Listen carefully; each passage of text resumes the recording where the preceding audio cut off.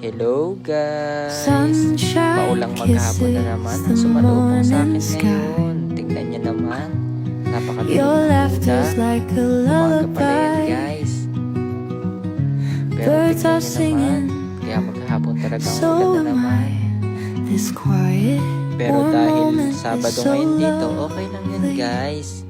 Bukas naman ay pahinga, kaya kahit nabuhay kami ng ulan ngayon, ayos lang. Sa taas pala ako ngayon ng bundok, kaya kita ang malawak ng dagat yan guys. Kaso napapalibutan ng mga isla, kaya siya nagmukhang lawa.